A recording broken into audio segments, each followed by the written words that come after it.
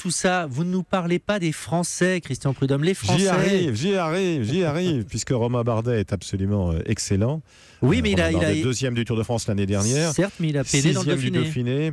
Il a peiné contre la montre, puisqu'il a été ensuite remarquable en montagne en attaquant souvent. Il préfère travailler sur ses points forts plutôt que d'essayer de limer ses points faibles.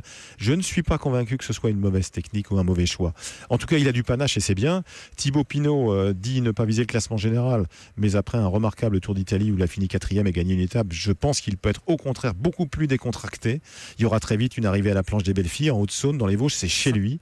Et s'il est bien placé dès mercredi, il faudra le surveiller, le regarder d'un autre œil. Donc les Français seront là. Donc vous pensez qu'on aura un successeur à Bernard Hinault 32 ans après ?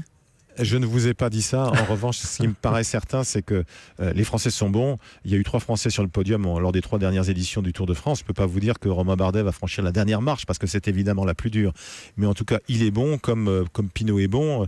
Warren Barguil revient de blessure, mais il est bon aussi. Les Français sont là dans le sprint avec le champion de France Arnaud Démare qui rêve de gagner pour la première fois une étape au sprint. Alors là, on ne revient pas à 1985 et Bernard Hinault, mais le dernier Français vainqueur d'une étape au sprint, c'était Jimmy Casper à Strasbourg en 2006, ça date aussi. Et puis on a des baroudeurs, et dans les baroudeurs, il y a des gens dans la fleur de l'âge comme Tony Galopin, et puis il y a aussi nos glorieux anciens, Sylvain Chavanel et Thomas Voeckler qui va donc faire son dernier tour, mais je crois que ça, vous le savez. Oui, et d'ailleurs, Thomas Voeckler, on l'entendra régulièrement sur Europe 1 puisqu'il racontera ses souvenirs, ses émotions au micro d'Axel May. Merci Christian Prudhomme d'avoir été avec nous sur Europe 1.